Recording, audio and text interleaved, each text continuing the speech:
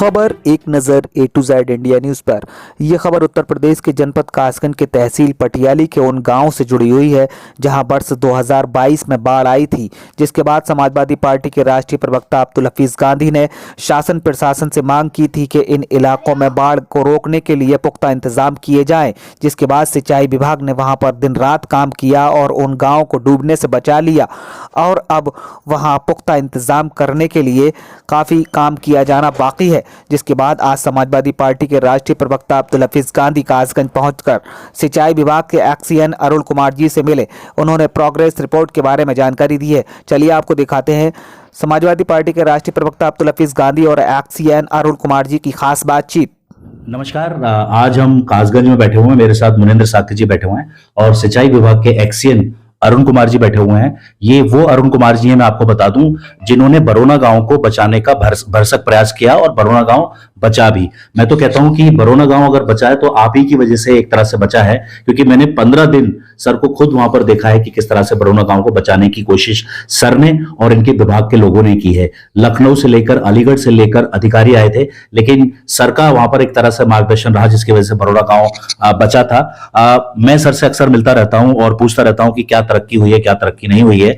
Sir ने बरोना गांव को बचाने के लिए और आसपास के जितने गांव हैं, चाहे वो शंभू नगला रहा हो, चाहे वो सहवाजपुर हो या बरोना हो, उसके लिए कुछ प्रयास किए हैं। मैं सर से पूछना चाहूंगा, सर जो बाढ़ आई थी या जो कटान हुआ था उसके बाद क्या क्या आप लोगों ने प्रयास किए हैं, मैं जानना चाहूंगा ताकि जनता जान सके कि आपका विभाग क्या कर रहा है। सहवाजपुर में पानी काफी आ गया था, तो उसको बचाने के लिए उन्होंने जियो बैग के स्टड के प्रोजेक्ट बना करके भेजे हैं, जो शासन स्तर से स्वीकृत हो गए हैं।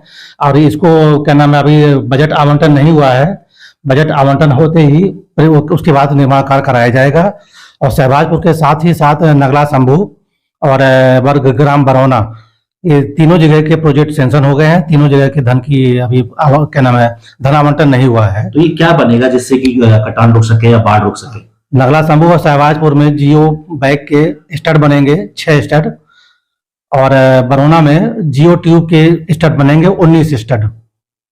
नगला शंभू में भी? हाँ, नगला शंभू में जियो बैग के हैं और सहवाजपुर में जियो बैग के हैं। 6 स्टड हैं दोनों जगह। और बरौना में 19 स्टड बनेंगे जो कि जियो ट्यूब के होंगे। तो अब इससे बिल्कुल कटान या बाढ़ नहीं आएगी? हाँ, इससे पूरा भरसक इसके बन जाने से हमारा बरौना गांव काफी मतलब पूरा 100% सुरक्षित हो जाएगा। तो जैसा सर ने बताया है, जैसे अब ये होगा कि ये कटान और बाढ़ ना तो बरोना में आएगी, ना सोनगढ़ी में आएगी, ना सहवाजपुर में आएगी, और ना ही आगे जो नगला शंभू है वहां तक ये इंतजाम होगा। तो मैं आपको दोबारा बता दूं कि सहवाजपुर में 6 स्टड बनेंगे, बरोना में 19 स्टड बनेंगे, नगला शंभू में 6 स्टड बनेंगे, जो सिंचाई विभाग बना रहा है। सर मैं एक और चीज जानना चाहता हूं, जैसे एक रजबा है जिसको मूड़ा कहते हैं, जो नहर में है, वो पुल टूट गया था, उसके लिए आपने पहले मैंने बात की थी, आपने कहा टेक्निकल अप्रूवल हो गया है, तो उसकी कितनी तरक्की है, वो कब तक बनने की उम्मीद है?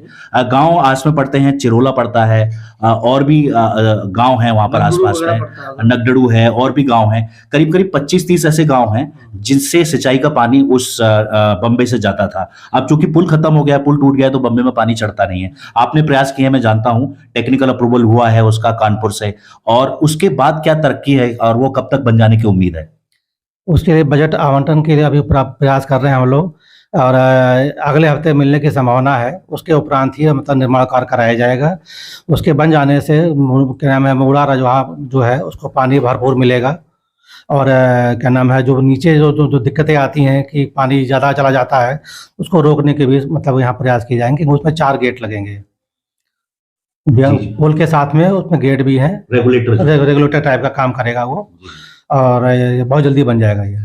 तो जैसा सर ने बताया, ये मांग हम लोग काफी दिन से उठा रहे थे, सर के पास भी आए थे, और सर ने पूरी कागजी कार्रवाई की और टेक्निकल अप्रूवल के लिए इसको लखनऊ भी भेज दिया है, यानी कि सरकार के पास भेज दिया। सर का कहना है कि जल्दी ही इसके टेक्निकल अप्रूवल पैसा जल्दी ही अप्रूव हो जाएगा और उसके बाद वहां के बनने की कार्रवाई होगी। अब चलते चलते मैं सर का एक और बात धन्यवाद देना चाहूंगा, क्योंकि आप लोगों को अच्छी तरह से पता है कि बस्तर और समस्तीपुर के बीच में जो बंबा है, वो वहां पर पुलिया टूट गई थी। मैंने सर के संज्ञान में लाया और सर ने अगले दिन ही उसकी नपाई करा दी, उसको अप्रूवल दे दिया, और सर ने ही मुझे बताया है कि अब उस पुलिया पर एक तरह से लेंटर पड़ गया है। तो सर बहुत बहुत धन्यवाद आपका कि आप पब्लिक का इतना ख्याल रखते हैं। आपका भी बहुत बहुत धन्यवाद। आपके सहयोग से हम लोग काम कर रहे हैं और आगे भी भविष्य में हम लोग इसी तरह काम करते रहेंगे, जिससे कि आसपास के गाँव को, किसानों को कोई समस्या ना हो। मैं तारीफ करूंगा सिंचाई विभाग की कि जहां जहां हम जो समस्या सर को बताते हैं, सिंचाई विभाग को बताते हैं, सिंचाई विभाग उसमें तत्पर रहता है और उस पर काम भी होता है। जैसे मैंने आपको बताया, जो जो काम हमने सर को बताया उस पर सर ने काम जरूर शुरू किया है और हुआ भी है। जैसे समस्पुर और बस्तर की पुलिया बताई थी, वो पूरा कंप्लीट हो चुकी है, जर्जर हो गई थी, टूट गई थी, बहुत बड़े बड़े उसमें छेद बन गए थे। हम और मुनेंद्र शाक्य जी जो विधानसभा अध्यक्ष हैं, आज सर से मिलना है, बहुत अच्छी मुलाकात हुई सर से और मुझे उम्मीद है कि आगे भी हम जो भी समस्या सर के पास लेकर आएंगे उन समस्याओं का निराकरण जल्दी ही होगा।